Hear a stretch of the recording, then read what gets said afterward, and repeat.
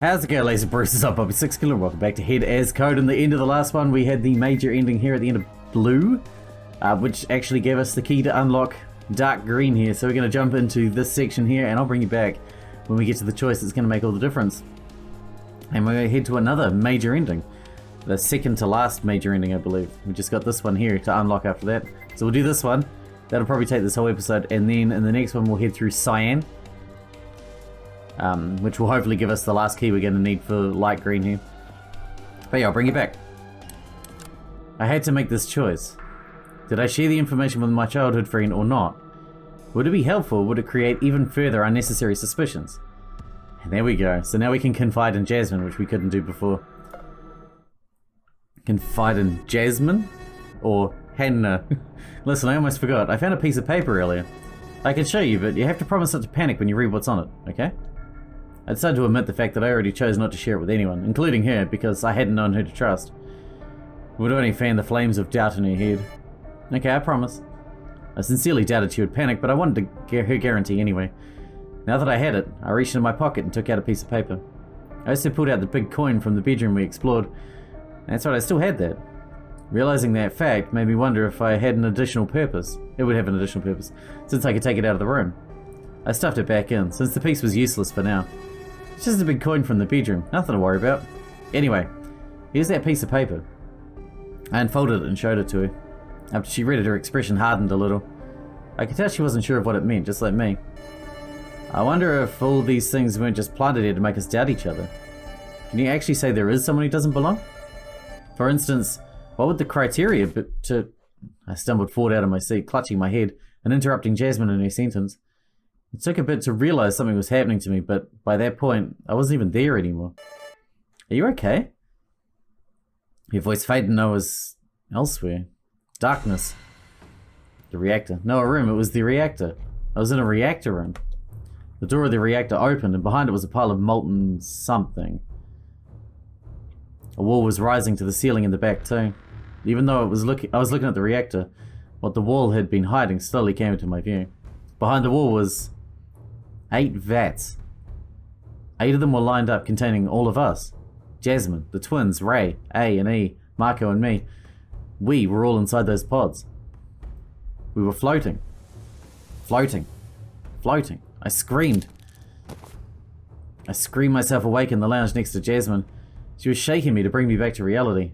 It had worked, but I couldn't deny what I'd seen. What was that? I silently asked myself, bewildered and uncertain. Simon, are you alright? Oh, my head. It's splitting in half. It feels like my head is being smashed and you didn't use my nickname. I hissed the words through my teeth, trying to stay afloat. There's no time for me to worry over a nickname, if you're having this kind of reaction. The hold I had upon my head softened and my lips curled into a smile. That's right. She cared for me just as much as I cared for her. I tried to think about what I'd seen again, but a violent headache split me once more as a result. I quickly abandoned that and instead reached for the couch to rise back up. With Jasmine's help, I was hoisted back up to lay onto it. Oh, no. This state isn't good. Em and Ray aren't here. The eccentrics are still gone and the infirmary isn't solved yet to bring you there. It's okay. I'll just get a bit of shut-eye, nothing to worry about. I reassured her with a bit of a smile. If Em and Ray would come back, just wait for me to wake up, okay? If something happens, don't hesitate to fling a bucket of ice-cold water on my face either. On second thought, don't do that. It's gotta be really horrible. Okay then. I'll just go stand guard for them. If anything bad happens, I'll be right here with a bucket of molten lava. That's not much better. That's a lot worse. We laughed it out until my head hurt again, at which point I decided to have that lie down while she left for the station below. I knew I could count on Jasmine. She was always reliable. She'd be here for me all the time. Except she wasn't there anymore. I suddenly grasped myself awake. Where the fuck are we now? How long had I been there? This had been so uncomfortable, yet all my memories were back. All my memories from the moment I woke up in the train to this very moment came back to me in that uncomfortable nap. I touched my face. I felt groggy. Slowly I rose up by sliding my back up the wall. I was back here in the present. I was back here in this absurd future. Jasmine? With a raspy exhale, I looked over at the darkness nearby. Surely enough, her legs were still sticking out. She was dead. This is from the intro bit, when we did the intro and Jasmine got killed right at the start. This is where we are again now, right? A surge of pain ran through my entire head, and I brought a hand up to support it. Wincing with one eye, I stumbled forward, falling back onto the ground with a groan of pain. Oh, Jasmine, I remember your death. It was a gunshot. I clenched my teeth. Who was it that shot her? Did I manage to figure it out? Another vision flashed, much like earlier.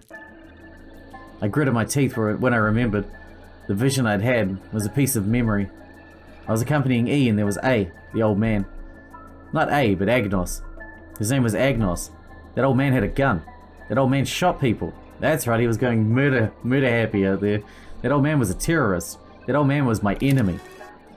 It's you, isn't it? You fucking asshole. A's your name, it stands for asshole. Yeah. I punched against the ground, leaving nothing but pain through my hand. I held my fist with my other fingers, rubbing over it to soothe the pain. This is all your fault. All your fault. All the fault of your stupid safest bet. You should burn in hell. I let my rage wail and scream profanities and damnations. For several minutes I was nothing but the instrument of my ire. A twisted typhoon of feelings was raging around in my head, which I translated into punches and kicks.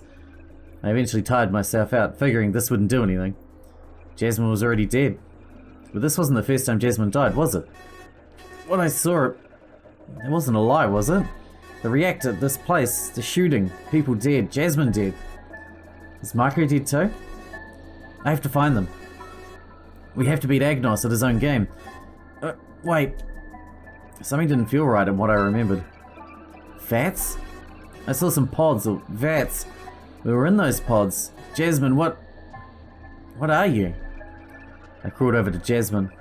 Perhaps what she held on her own would give me some kind of lead on how to proceed. I didn't want to touch a corpse, not her corpse most of all, but I had no choice. In the vision of that memory, all 8 of us were in there. A ray of hope shone in my head. What if Jasmine wasn't Jasmine? Was she in the vats at this very moment? I pressed my hand against her side slowly. It was solid. I knew bodies were stiff when you died or something. Rigor mortis, was it? But not to this extent. It was really solid. No. I couldn't get hopeful. I shook my head. I didn't want to get a hope that I would lose. I don't want to be lured by fate, but I want to finish the examination anyway. I resigned myself to it and took a deep breath. This doesn't smell good.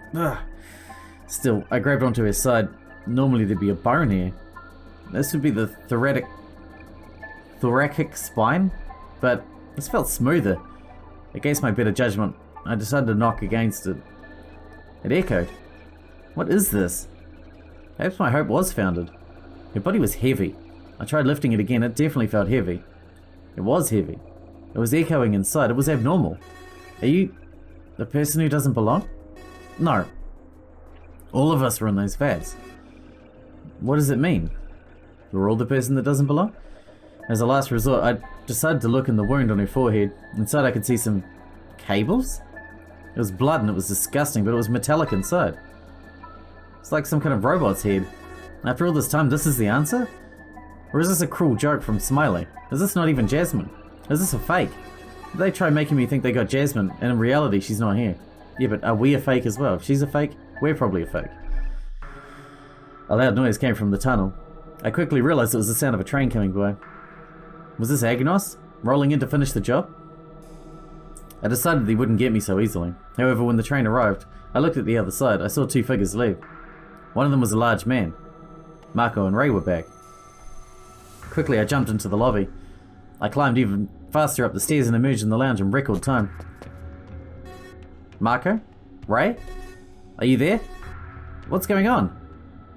Marco and Ray both entered the lounge at that screaming. The older one squinted at me as if I was disturbing him. I didn't have time for his shit. Jasmine got shot. In the head. Marco's eyes opened wide. Jasmine? At that point, a detail suddenly struck me. Marco didn't have his left arm.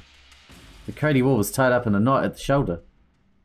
I pointed at it in all my rudeness. No time for this. What do you mean, Jasmine? He looked even more confused than I was. Whatever, it's A. He did all of this. He did this too. We're gonna barricade here from now on. His name's Agnos. How do you know that? Too stupid to explain. It's Agnos anyway. That motherfucker. I balled my hands into fists and kicked the nearby couch. Marco did the same, which served only to hurt his foot. never seen him this angry before. Well, he did take his left arm. My eyes were looking at his missing arm again. Ray was carrying something wrapped in cloth. It was a very arm-like package. You don't look at me like that. I didn't do anything, it's like he said. That old guy overpowered us both with a gun, and Marco shoved me away. And then there was an explosion. His entire arm got the brunt of the shots, all 5 of them. I guess the 6th got in your girlfriend, huh? Shit. That explosion got his arm kicked off anyway. If he'd not shoved me out of the way, I would have gotten those shots right in my chest. I guess the price was the fact that his arm got blown away in the blast. I'm willing to bet Agnos is smiling. A maniac who just likes killing people. Okay, that sucks. I mean, it really sucks, but some other shit is going on here. I was talking like Ray now. I had to shake my thoughts away from him for a bit. Jasmine got shot and she's not Jasmine. She's really weird. Go look downstairs if you want. At her dead body. I looked in the wound and there are wires and crap. Okay, I have several questions then. First of all, that's Jasmine, right? No, I'm telling you that's not Jasmine. But she's Jay. Like her name is Jasmine. Where was he going with this? I didn't understand what he was asking. Yes? The Jasmine you spoke to me about, right? Yes, she's Jasmine. Jay like Jasmine. The Jasmine that I'd known before. The Jasmine I hadn't seen for years. The Jasmine who's supposed to meet us today and... Was he drunk or something and not able to recognize her? Didn't you see her already? When we were heading home in the train earlier, before all this fucked up shit started? Simon... He paused. I suddenly had a bad feeling. I wasn't going home with you earlier. I finished classes before you, like every Friday. And I was at home waiting for you to come back so we go out. You told me about her a lot, but I've never met Jasmine. Not today. Not before. Until Smiley got us, I'd never seen her. Ever. Almost mechanically while I watched, unsure of what he was telling me, unsure of reality, unsure of my memories, he walked away. Slowly he walked away through the doorframe and left to Jasmine's side of the station, most likely to examine her himself. He never... I turned to Ray. He never... met her? This is what I remember, but how could it... Ray was visibly at a loss on the topic, holding his head as if he had a headache. Sitting on the couch, he dismissively waved at me. I thought maybe I could wrap his sleeve to stop the blood, but he's losing so much of it. It's a wonder he's still alive, but when I say alive, you know, it's more like... He seemed a lot more apprehensive all of a sudden. As he explained it to me, something clicked in my head. As he spoke, I was made aware of the truth I'd been running away from this whole time. His shoulder, it had wires and shit too. When I say alive, I mean that he's artificially alive. His body is heavy. It's not human. What? Marco's not human? He's like Jasmine? Smiley? I clenched my hands and fists in another fit of anger while Ray, uncaring, drank from his flask. Smiley? Come out and answer our questions, you fuck. Why does nothing make sense? The security footage. The note about the person who doesn't belong. The vision of the vats. Jasmine being a fake. Ray with a twin dying in the security room. Marco not knowing who Jasmine was. Marco being a human robot person too? Why? Who was here? Where the fuck are we? What is this place? I slammed my fist on the table in front of the couch, cracking its legs and breaking it in half as easily as if I'd cut through butter. Because we're not human either. After that I dropped onto the couch and closed my eyes, tormented by every demon imaginable. Okay, I finished my examination. She's like me. I woke up to Marco announcing his findings to Ray. He sat down next to me. As soon as I made some space, he looked completely discouraged. I don't know what's going on either. During the silence lingering past his admission, I looked at my hands. 2 pieces of evidence connected as I did so. 2 people were confirmed as robots, and the twins were still alive, despite what I'd seen. And we know H is a robot, for sure. Are we all robots? I looked at my hands even harder. I turned them around, felt up my arms, but nothing seemed off. Don't bother trying to feel it. You won't. I didn't have any hints either. All I know is that I feel very much like a human. This is wrong, very wrong. Ray was drinking from his flask. If he wasn't, would he have gotten angry? The drinking is what makes him angry. The real question was, what would he be getting angry about? The fact that we're insinuating we're robots, or the fact that we're fixated on it? Hey Ray, are you a robot too? Huh? Do you feel weird? He grunted some form of disapproval at me. Apparently he didn't either. None of us had any telltale signs. So when the fuck are we barricading this place? Reminder that your girly friend Jasmine got shot in the head and died like a person either way. If we ain't getting this up, then we ain't living tomorrow. To be honest, I don't care about it. I don't care about anything. That was the original plan, but does it matter? There's a real me somewhere out there, and it's not me. I'm from nowhere. I'm a fake. I'm not here, I'm not there, I'm not anywhere. There's no place for me. Well, you know, you're still you. I don't really care if you're a robot or not. Yeah, listen to your bucko there. And besides, if you're missing an arm and you're a robot, we can get you an arm cannon later and maybe you can become a cool bounty hunter from space. Okay, you don't have to listen to him anymore. It's just better to focus on our current problems. We got Smiley to catch and this place to leave ASAP. I guess his missing arm would be a current problem too. He's a robot, so he's not really healing, is he? There's no pain anymore, so maybe? I was no psychologist, but I could help by reaching out and giving him a pat on the shoulder that wasn't injured. He gave a half smile. Ray shook his head and stood up, leaving us alone. I'm concerned though. Jasmine was, she was still human. She felt real. She had thoughts and dreams and other things that people have. What manner of event is this? Marco gave me a weird look. I don't mean anything by it, it's just... I don't know.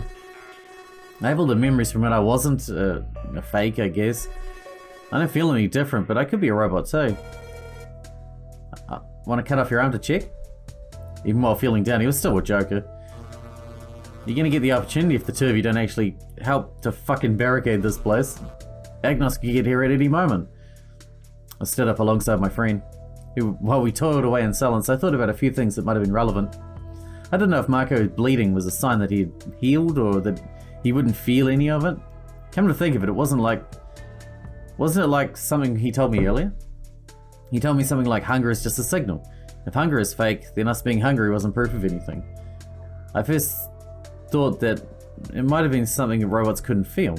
Upon reflection, that wasn't helpful. Wait, earlier? Marco told me earlier, but when? When did that happen? In the library? I've never gone to the library with him. We moved some of the couches up to one of the two entrances, blocking it completely. Surely, if Agnos was just a robot just like us, though, this wouldn't stop him much. Ray and I moved back to the other pairs of couches, readying ourselves to take hold of them and carrying them to the other door. Maybe he doesn't know he's a robot, though. It seems like your limitations, your human limitations, are there until you realize that you're not human, and then those limitations seem to go away. So as long as he's not aware that he's a robot, you have the limitations of an old man still. Well, that's how it appears. What else could help, though? I had to gather everything on over. Oh my god, everything. I was gonna grab something. Ray fell over from beside me and I turned around to look at what was happening.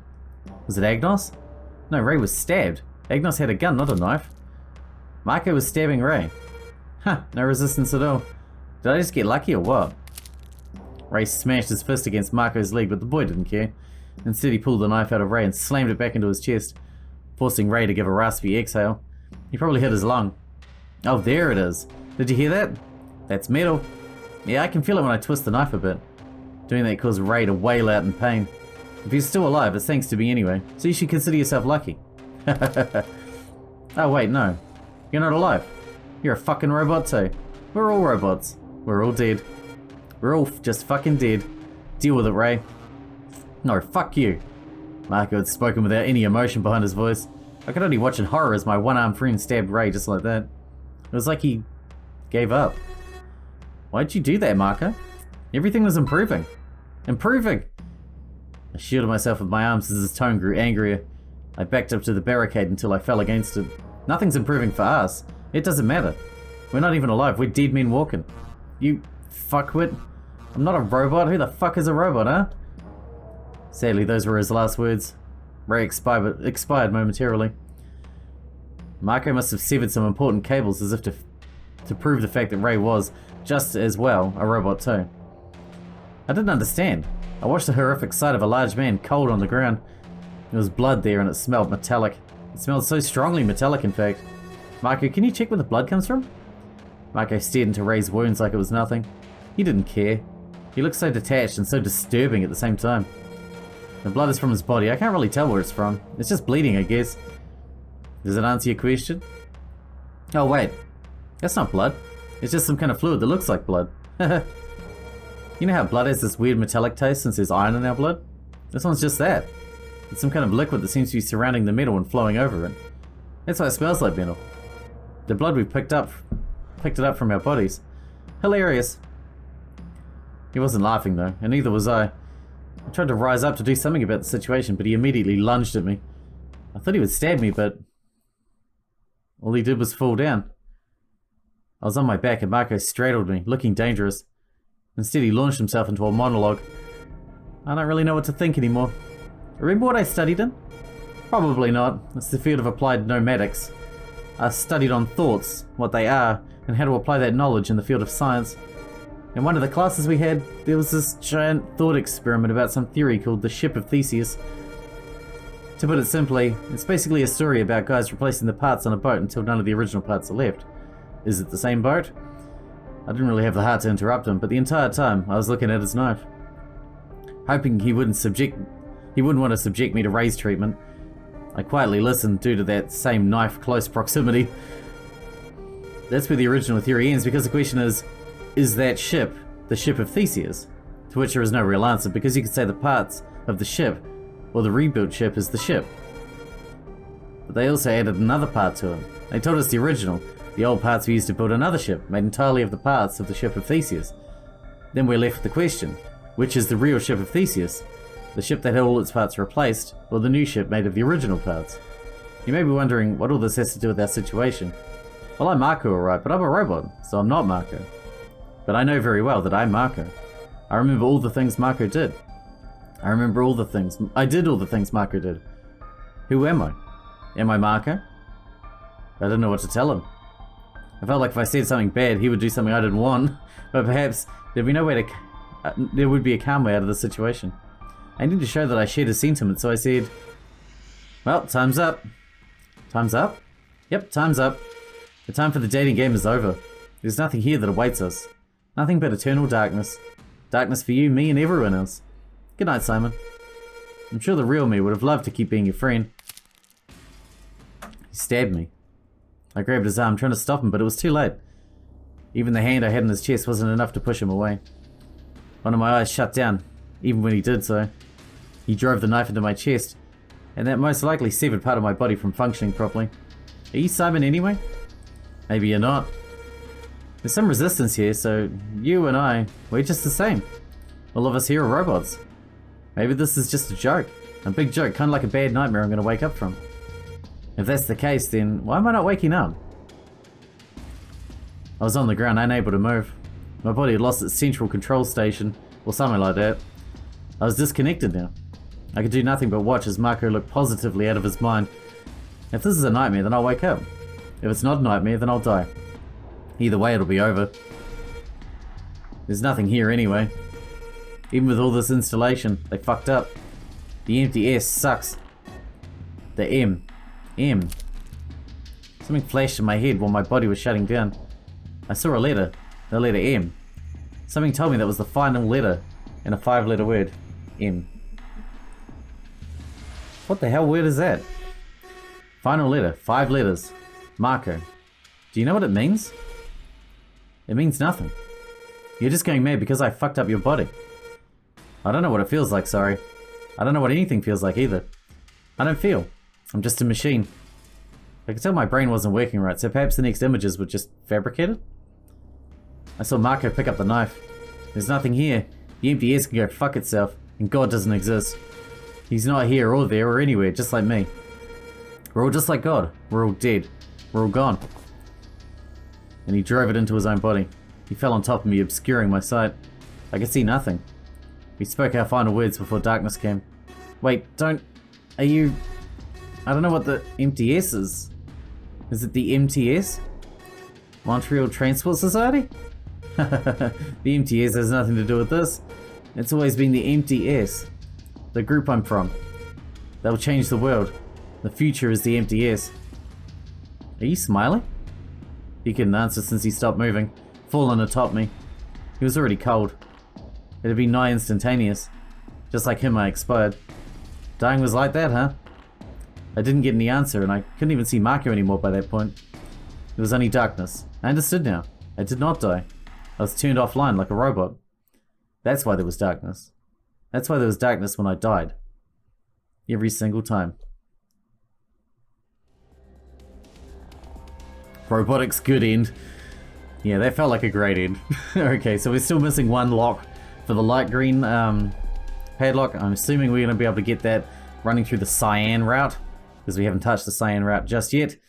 So we'll hit the cyan route in the next episode. And then after that, hopefully we'll hit the green one, which I assume is the true ending route.